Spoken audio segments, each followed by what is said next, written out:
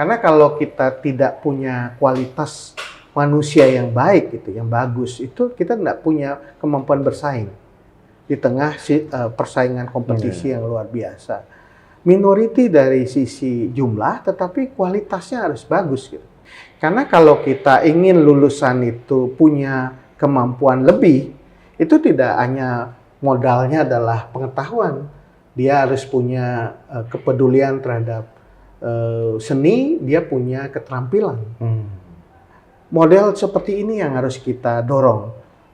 Di Muara Jambi itu kita temukan situs yang sangat besar sekali, dan pada masa Pak Jokowi itu situs itu dieskavasi dan ditata lagi. Tetapi yang penting dari situs itu sebenarnya satu, kita belajar tentang kemampuan leluhur kita di masa lalu.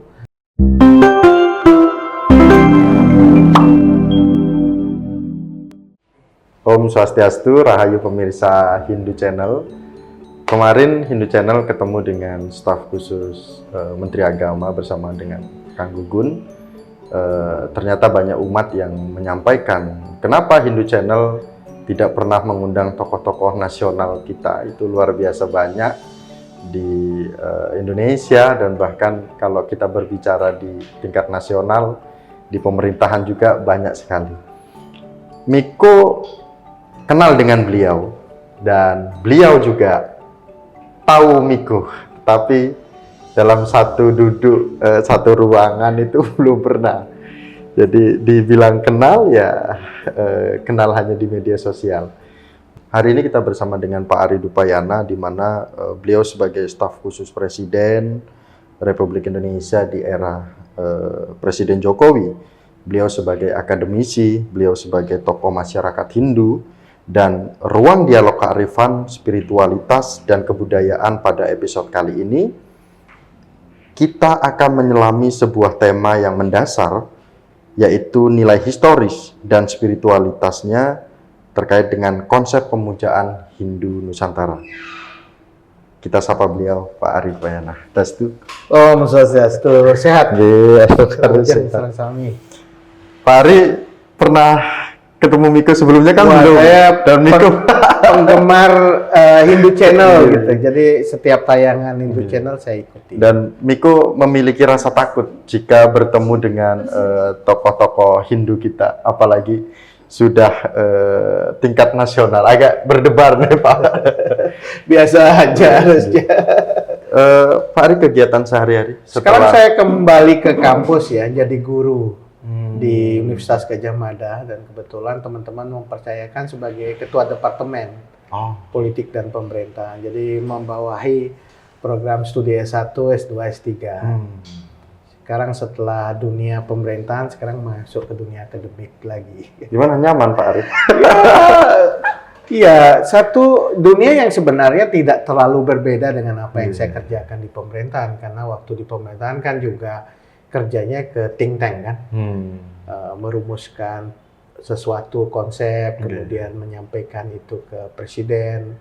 Ini pekerjaan yang sebenarnya juga dilakukan, cuma momennya berbeda, dan kemudian audiensnya beda kan. Kalau sekarang mahasiswa, kalau dulu kan pasti ke Pak Presiden. Sebenarnya Miko punya rasa penasaran dengan bertemu dengan Pak Ari.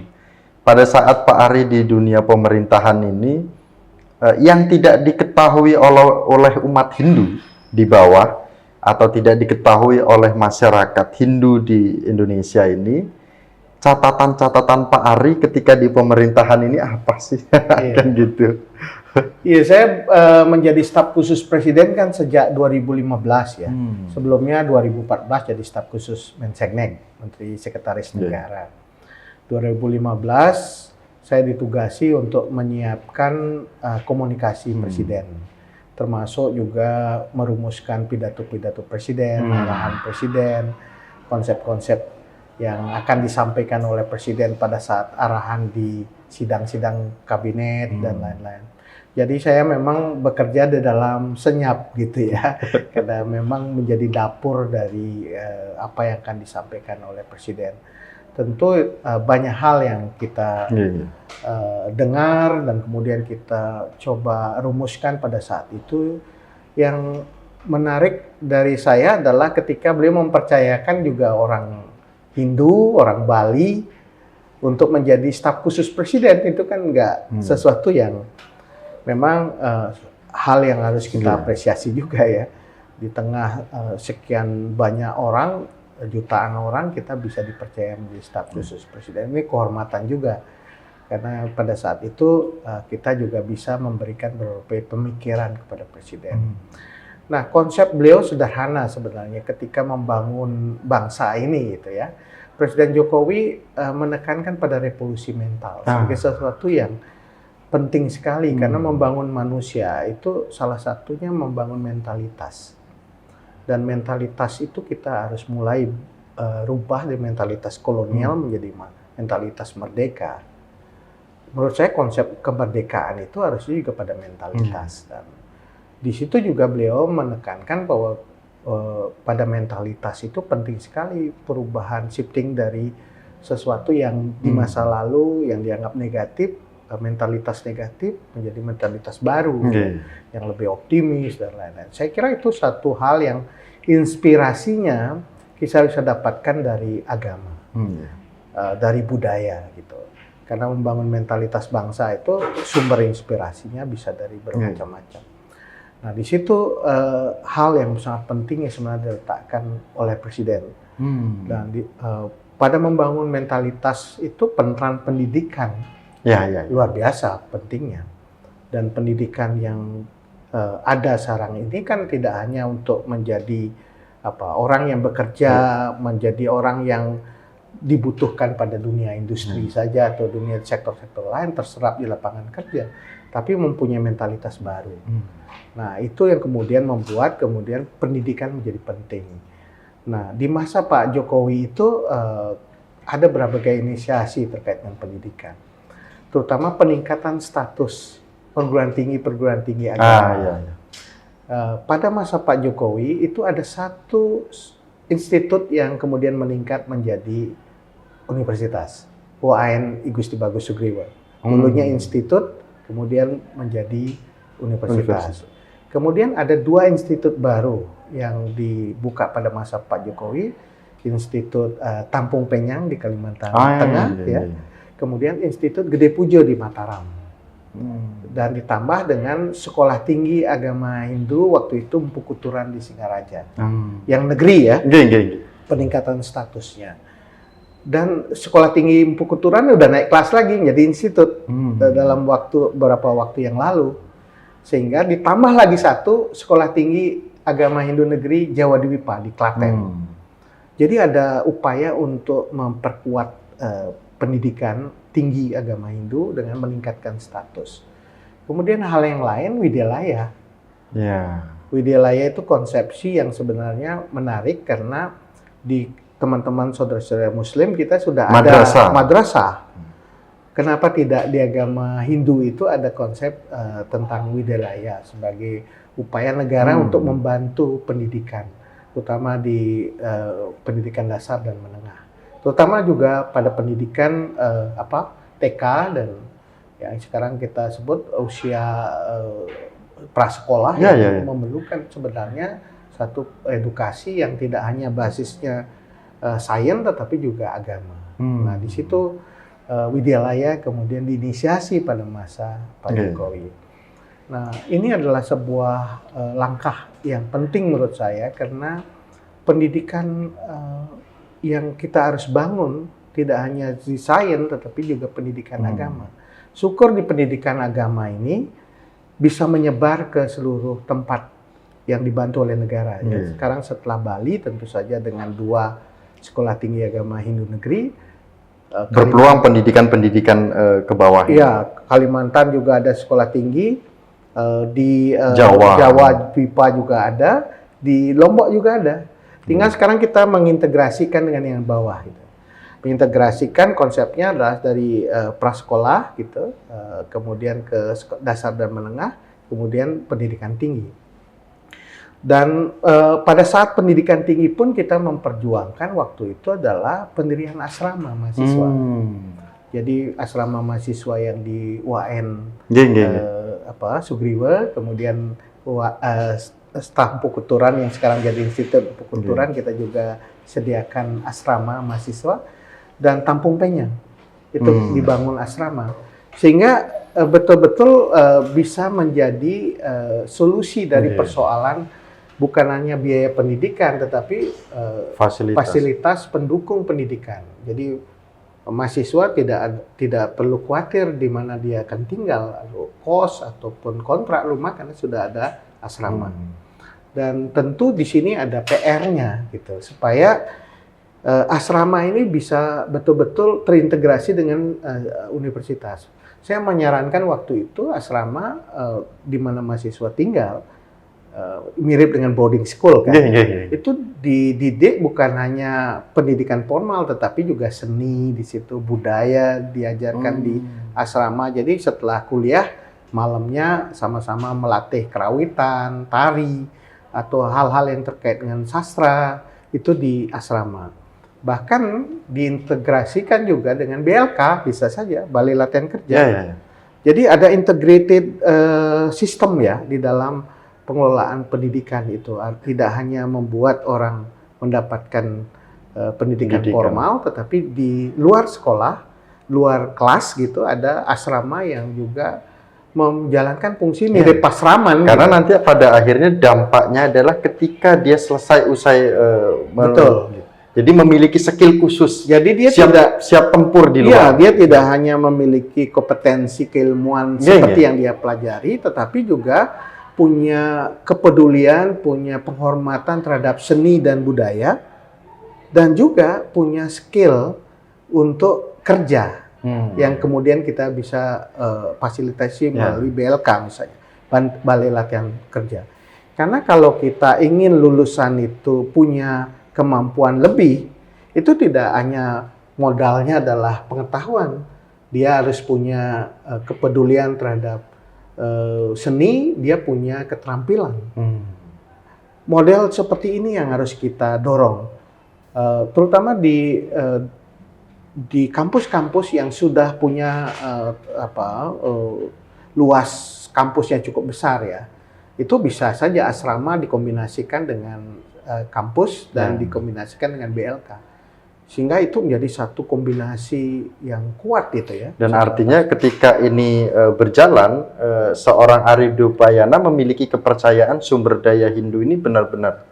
Saya kira itu yang jadi titik tolak kita. Kita perlu manusia Hindu yang lengkap gitu, pengetahuan dia terhadap sains dan teknologi, punya sensitivitas akar terhadap budaya, karena tadi kita harus mulai mengenalkan budaya, seni dan lain-lain, tetapi punya talenta, keterampilan untuk bisa survive dalam kehidupannya dia.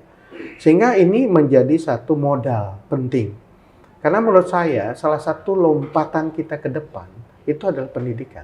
Benar. Karena kalau kita tidak punya kualitas manusia yang baik gitu, yang bagus, itu kita tidak punya kemampuan bersaing di tengah persaingan kompetisi yang luar biasa.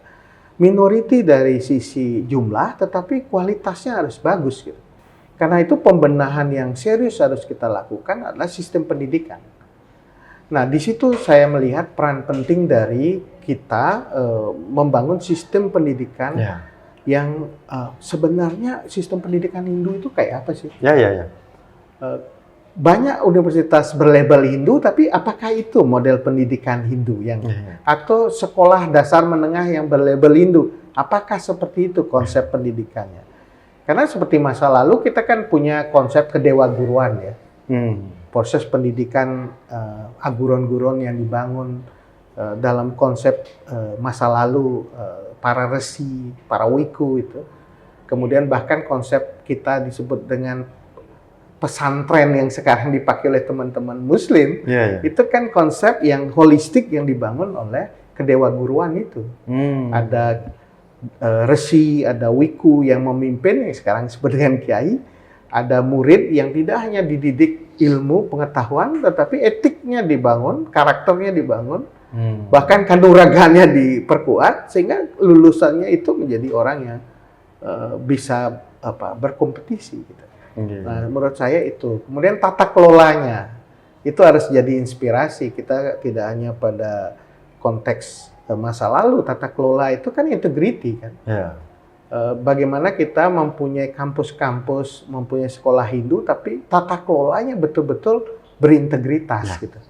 Karena itu sayang banget kalau naik label agama itu berat loh. Karena gini Pak Ari, ketika kita tadi mengawali berbicara pada dunia pendidikan, sebenarnya ada PR yang juga penting yang tadi sudah disinggung oleh Pak Ari, bahwa sistem pendidikannya akan seperti apa. Nah, Pak Ari, kita sadari bahwa di Indonesia ini sistem pemujaannya kita berbeda.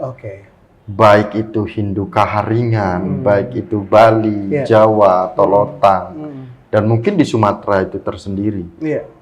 Nah, bagaimana ini berada di sistem pendidikan bisa diterima, dan si pendidik pun bisa memberikan pemahaman kepada siswa atau kepada mahasiswa ini. Nah, Pak Ari melihat itu apakah sudah terjadi, diselesaikan sekarang ini, atau masih menjadi PR kita bersama? Saya kira PR ya. Kita perlu mengembangkan, saya sebut metodologi Indo-Nusantara. Kalau teologi kan kita tidak sampai di situ, karena kita bersebut Ekatwa Swalaksana Bhaktara, itu kan kita di keragaman tetapi ada yang sama, itu tatuanya. Karena itu saya sebenarnya ingin mendorong metodologi Hindu Nusantara itu seperti apa. Karena ini akan menjadi sesuatu yang sangat penting sekali dalam bahan pendidikan kita. Supaya anak-anak kita itu bisa mengetahui dan belajar tentang Hindu di Nusantara ini seperti apa. Nah, oleh karena itu, karena bahan ajarnya dikembangkan oleh kurikulumnya oleh Kementerian Agama, tentu saja harus betul-betul sensitif terhadap metodologi Hindu Nusantara ini.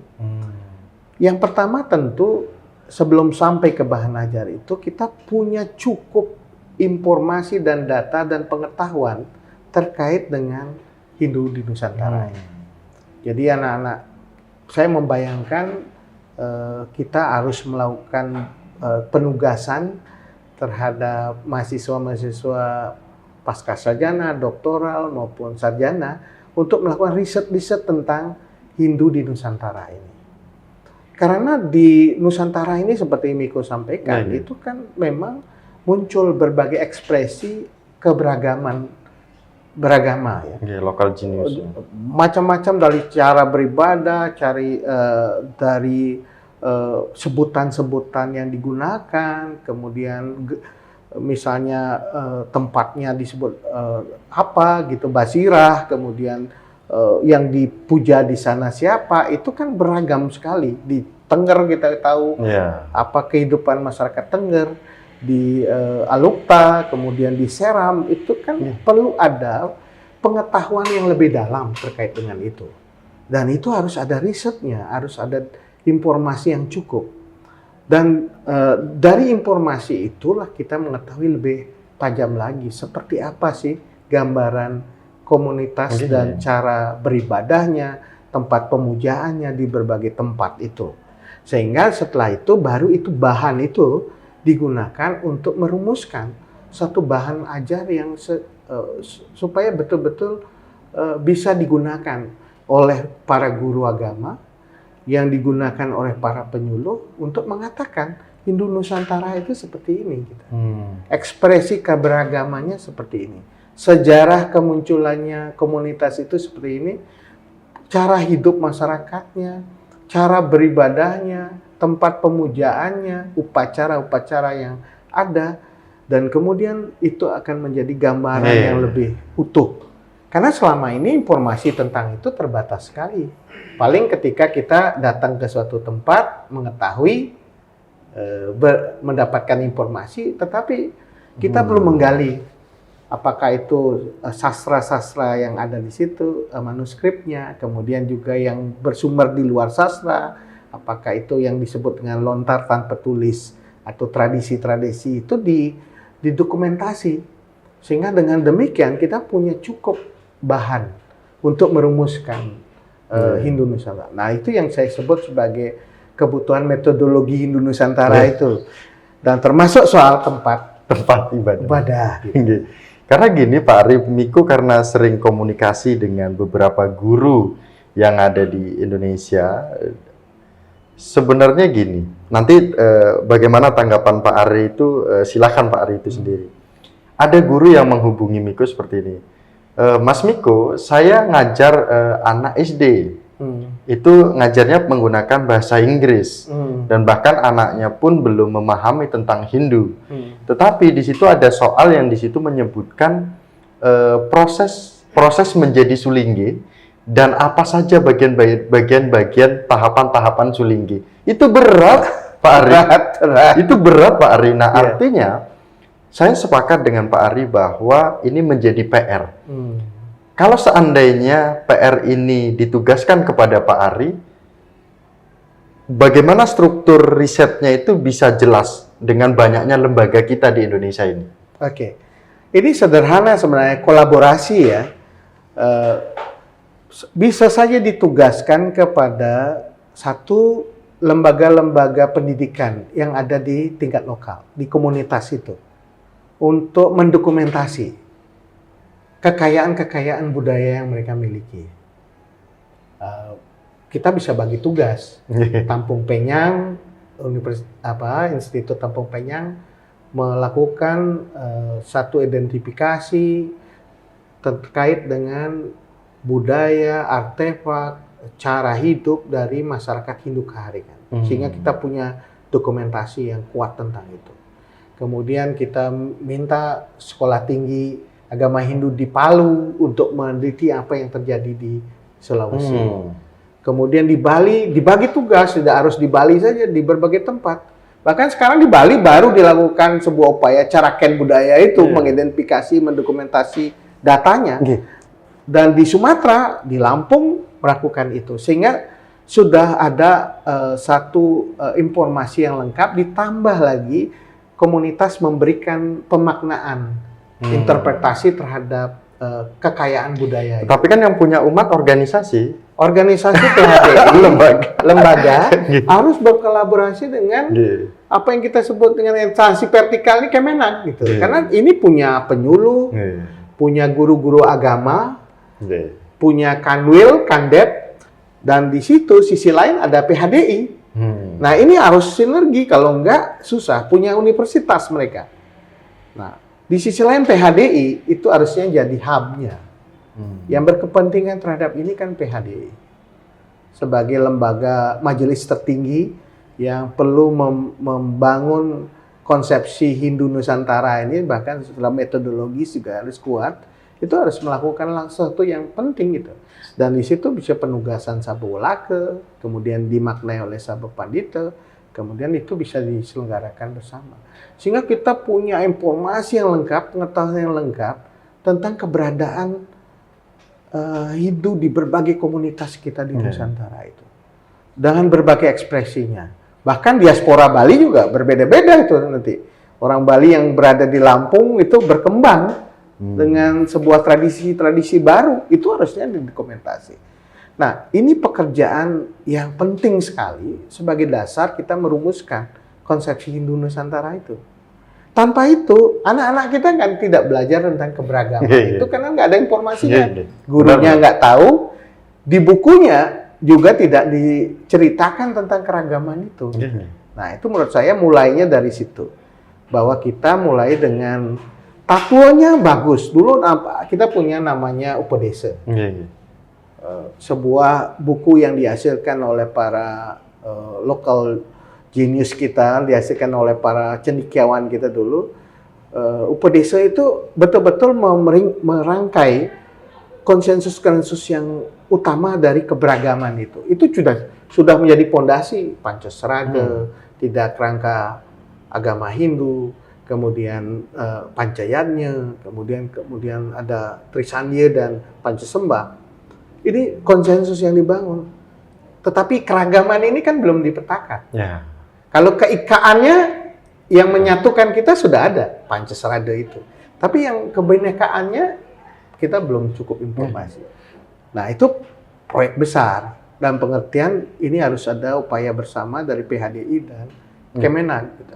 Dan ketika kita berbicara PHDI dan juga Kemenag, tetap saya akan menggali pemikiran dari seorang Ari Dwi Payana. Itu kan konsep seorang Ari Dwi Payana.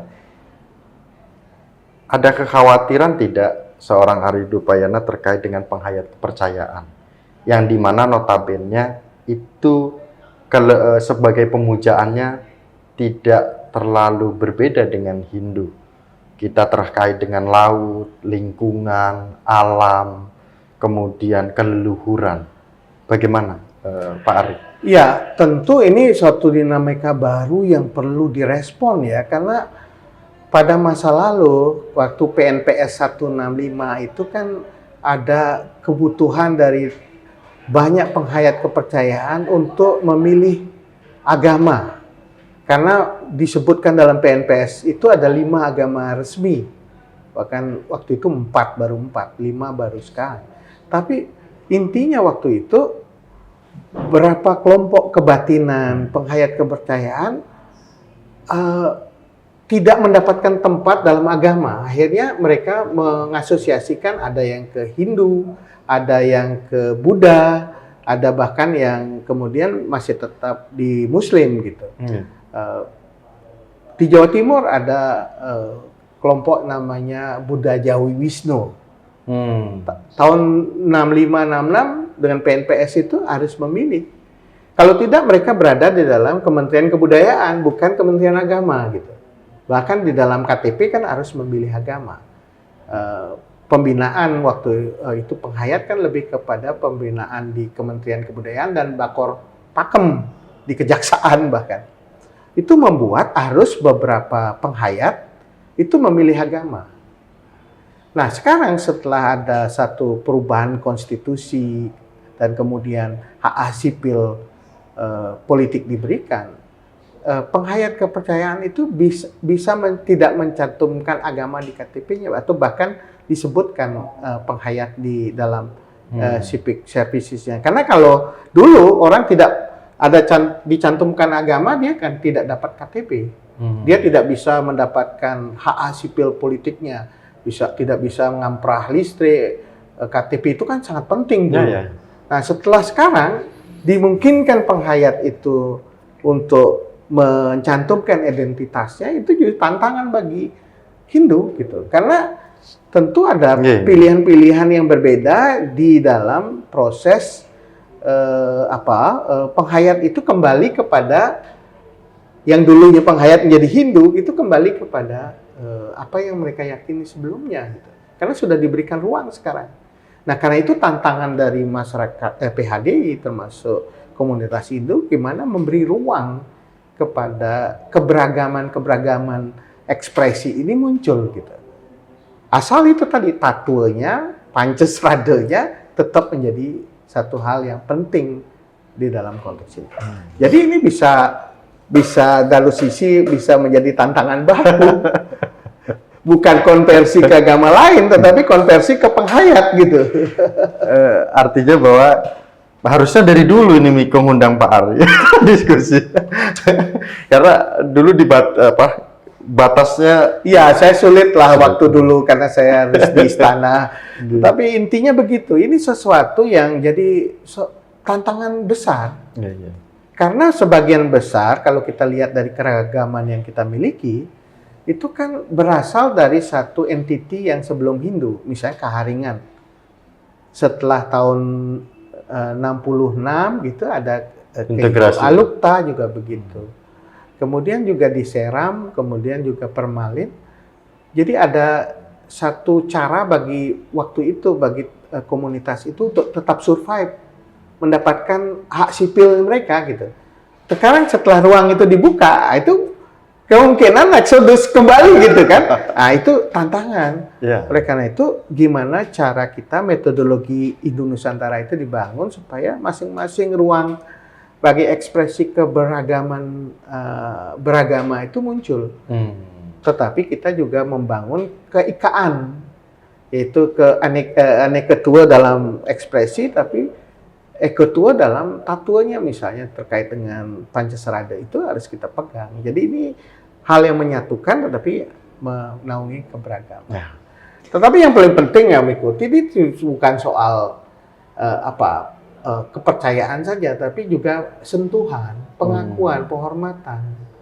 Ketika orang nggak pernah diasapa dengan tradisi yang berbeda, kemudian bahkan didoktrin dengan tradisi baru, itu orang kan merasa, oh bukan saya ini sesuatu yang apakah itu Bali sentris, sesuatu yang asing bagi mereka. Itu yang harus kita ajak untuk dialog gitu. Karena gini Pak Ari, Hindu Channel kenapa kok mengundang Pak Ari? Di sisi lain memang pergerakan Pak Ari sebagai tokoh Hindu nasional tidak diragukan. Ini dari Miko, Pak Ari tidak usah menjawab. Jadi cukup tanggapan dari umat nih Pak Ari. Nah kemudian kita ikuti Pak Ari di mungkin saya pernah cerita sama Pak Ari juga, kita tadi sebelumnya ngobrol, hadir ke situs-situs dan juga peninggalan peradaban bangsa Indonesia. Nah kemudian kalau di Bali bergerak dengan yayasan juga terkait dengan lontar dan juga catatan-catatan sejarah itu Pak Ari munculkan. Seberapa vital itu perlu kita benar-benar pelajari atau benar-benar kita pertahankan, dan kalau bisa itu segera kita luncurkan agar semua memahami. Iya, waktu saya di pemerintahan saya berkesempatan pertama untuk mengunjungi situs-situs penting ya dalam peradaban kita di Nusantara. Mulai dari Jawa, Muaro Jambi yang saya kira universitas Buddha pertama terbesar di Asia, karena waktu itu salah satu tokoh besar dan Mekerti itu mendidik namanya Atisa. Di Muaro Jambi itu kita temukan situs yang sangat besar sekali, dan pada masa Pak Jokowi itu situs itu dieskavasi dan ditata lagi, karena di dalam Muaro Jambi itu ada seorang guru yang sangat penting di masa itu, namanya Dhammakerti. Bahkan murid-muridnya tersebar dari daratan India, dan salah satunya Atisa. Atisa ini belajar di Dhammakerti dan pulang ke India membangun apa yang disebut dengan Vajrayana di Tibet. Salah satu guru yang sangat penting dalam tradisi Buddhisme Vajrayana di Tibet. Hal yang sama saya kira juga banyak kita temukan di situs-situs di Jawa Timur, di Kalimantan gitu, di Sulawesi, situs-situs yang sangat bersejarah. Tetapi yang penting dari situs itu sebenarnya satu, kita belajar tentang kemampuan leluhur kita di masa lalu untuk merancang teknologi candi atau membangun situs-situs secara luar biasa. Prambanan salah satu contohnya adalah karya yang luar biasa ya oleh maestro menurut saya, karena Prambanan masuk dalam World Heritage, sebuah candi Siwa yang tinggi dengan satu tatanan yang sangat indah, itu dibuat oleh leluhur kita di masa lalu. Jadi ketika kita mengunjungi situs itu, kita bisa membayangkan betapa hebatnya mereka di dalam penguasaan sains dan teknologi. Karena mendirikan candi itu kan nggak mudah, ada ilmunya. Ada yang kita sebut wastu sastra gitu. Karena mendirikan candi itu harus memilih tempatnya yang baik, kemudian mengukur dari lingkaran kosmik gitu, tepatnya orientasinya, arahnya, kemudian juga membangun mandalanya, membangun arsitekturnya. Kalau di Bali pengetahuan ini sudah diwarisi jadi Astabumi dan Astakusala Kusali. Tetapi intinya kemampuan leluhur kita mempunyai pengetahuan yang luar biasa dan teknologi yang luar biasa pada zaman itu. Itu menurut saya esensi dari kita mengunjungi candi-candi itu. Leluhur kita mempunyai kemampuan yang luar biasa. Yang kedua, kita juga belajar tentang pesan-pesan yang muncul di dalam situs-situs itu. Karena sebagian besar candi-candi kita di Jawa Tengah, Jawa Timur, itu ada satu edukasi yang dibangun. Melalui apa? Melalui relief gambar yang dipatah di dalam candi itu. Misalnya di Prambanan kita tahu ada yang kita sebut Ramayana. di dalam Candi Prambanan maupun Candi Siwa, tetapi ada Ramayana gitu. Kemudian tentang Kalpataru, kemudian Kresnayana ada di situ. Kita bicara di Jawa Timur juga sama gitu. Ada banyak sekali cerita tentang Tantri Kamandaka, cerita tentang Garudaya, kemudian juga ada Kresnayana. Lengkap sekali untuk kita pelajari, untuk mempelajari pesan yang disampaikan melalui gambar. Sehingga kita ke candi bukan hanya melihat reruntuhan atau melakukan puja di situ, tapi kita belajar cara yang digunakan leluhur kita di masa lalu. Nah, yang ketiga itu candi juga memperlihatkan ketika saya berkunjung itu satu bentuk kemampuan untuk membangun konsepsi harmoni ya. Misalnya Candi Siwa yang ada di Prambanan itu bersebelahan dengan Candi Brahma dan Candi Wisnu. Dan bahkan di sebelahnya ada Candi Sewu yang bercorak Mahayana, Buddha Mahayana. Itu luar biasa pesan yang diberikan. Tidak hanya terkait dengan apa yang tertulis, tetapi apa yang muncul dari bangunan itu sendiri memberi pesan kita. Nah, saya harap dengan kembali kita melihat situs-situs candi itu, ada satu gerakan yang muncul ya bagi umat untuk merawat dan memuliakan candi, memuliakan situs-situs bersejarah yang kita miliki. Setidaknya dibantu untuk membersihkan, merawatnya, menjaganya, supaya situs ini tetap bisa kita nikmati sampai di kemudian hari. Bahkan ada program yang menarik dari Parisade Jawa Timur yang khusus membuat anak muda diajak untuk datang dari candi ke candi. Itu menurut saya program yang bagus dan diikuti oleh Parisade yang lain di berbagai daerah. Hingga kita tidak merawat pura saja atau menjaga pura, tapi di sisi lain bahwa Tirta Yatra tetap dilakukan, tetapi ini memperkenalkan terkait dengan situs-situs di daerah yang ada itu. Ya, betul. Jadi kita akan sangat padat situs di Jogja aja, situsnya luar biasa banyaknya. Kita bisa belajar banyak dari keberadaan dari situs candi yang ada di situ. Dan maknanya juga sejarah dan juga apa yang dipesankan dari itu yang menjadi edukasi. Supaya jangan sampai yang memberikan pesan itu orang lain gitu. Misalnya kan di Prambanan Loro Jongrang gitu kan. Padahal ini Candi Siwa Graha atau Rumah Siwa yang luar biasa indahnya dan itu dibangun pada sejarah Rakai Pikatan dan dilanjutkan berikutnya dan kemudian juga memiliki kemampuan membangun candi yang itu yang harus diajarkan. Leluhur kita bisa mampu begitu, apakah kita bisa melakukan hal yang sama di kemudian hari? Itu tantangannya. Jangan sampai bangga aja punya candi hebat, ke depan kita nggak mampu membangun hal yang hebat. Kalau Roro Jonggrang itu kan hasil dari tayangan edukasi rutin. Iya. Sekarang Pak Ari ya dengan kayak gini, Pak Ari punya tugas akan menceritakan di tayangan-tayangan. Betul. Salah satunya di Hindu Channel. Tapi jangan sekarang. Saya bersedia untuk keliling lihatin. Karena kemarin terakhir saya pentaskan itu di Candi Tegowangi di Kediri. Di situ ada relief tentang Sudamala. Sudamala itu cerita tentang pengeruatan. Sahadewa mengeruat Dewi Durga. Dan itu menurut saya unik. Dan ini dipentaskan di Bali jadi cerita Barong and Krisden setiap kita nonton itu. Cerita Sahadewa. Tapi maknanya luar biasa. Dan itu menjadi tradisi yang berkelanjutan. Dan ini yang harus kita ceritakan ke anak-anak kita ke depan gitu. Kita tahu waktu Pak Ari luar biasa dan Hindu Channel meminta dan bahkan ini juga bagian dari umat.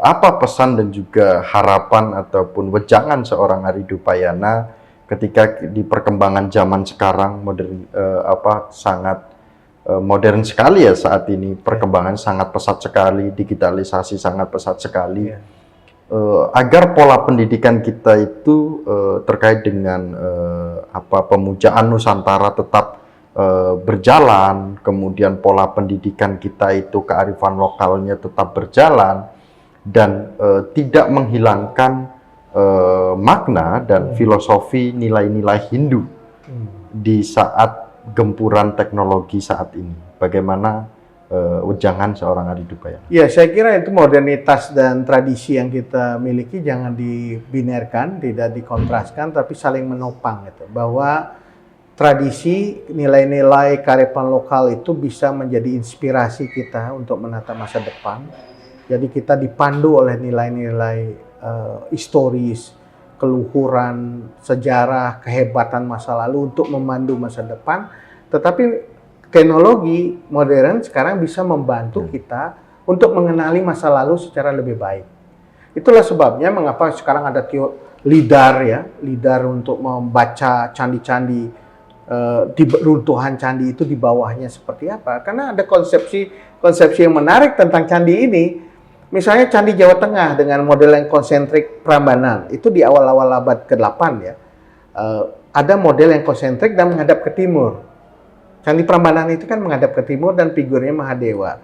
Di sekelilingnya ada prawara kayak teratai. Tetapi ketika kita ke timur, sudah era Empu Sendok, kemudian Singosari, Kediri, Majapahit, orientasinya gunung. Salah satu gunung yang penting dan situsnya banyak adalah Gunung Penanggungan, yang sering disebut Gunung Pawitra. Model candinya juga berbeda. Itu mirip dengan berundak. Jadi orientasinya ke gunung. Jadi arah kiblat dari Majapahit dulu ke Penanggungan, ke Gunung Pawitra.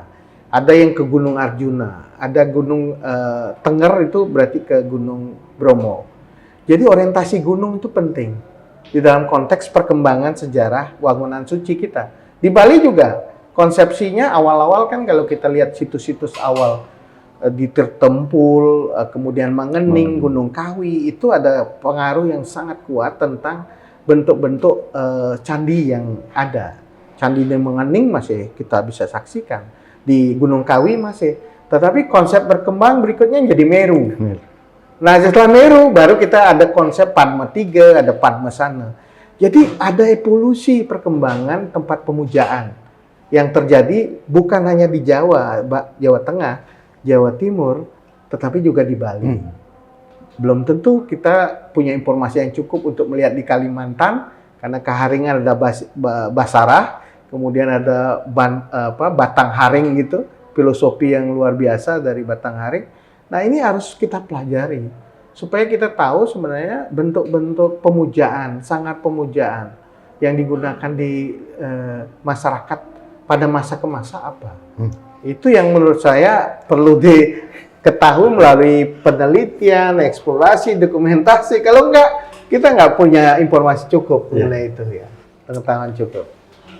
Pak Ari, Miko hari ini luar biasa mendapatkan pengetahuan dan tidak hanya Miko saja yang menikmati. Ya, nanti mudah-mudahan izin kami akan tayangkan di Hindu Channel. Siap. Dan kalau sampai nanti ada yang meminta untuk episode selanjutnya, ya, kita nanti lanjutkan. mohon sediakan waktu sama Bang Sures kita yang selalu mengawal. Jadi pada kesempatan ini Hindu Channel mengucapkan terima kasih banyak matur suksuma ke Pak Ari di sela kesibukannya ke Bali, kemudian ke Jakarta dan ke daerah. Beliau bersedia menyampaikan di Hindu Channel dengan tema konsep peradaban Hindu Nusantara, dan catatan penting juga bahwa akademisi dan juga program terkait dengan perguruan tinggi untuk riset agar di daerah-daerah di Nusantara ini dimunculkan kearifan lokal sehingga anak-anak ataupun generasi kita, SDM kita ini benar-benar memahami itu semua. Dan akhir kata kami tutup dengan Parama Santi bersama dengan Pak Ari Dupayana sebagai staf sus Presiden RI, khususnya Joko Widodo di era Joko Widodo. Kami tutup dengan Parama Santi. Om Santi, Santi, Santi. Sehat-sehat Pak Ari, Rahayu.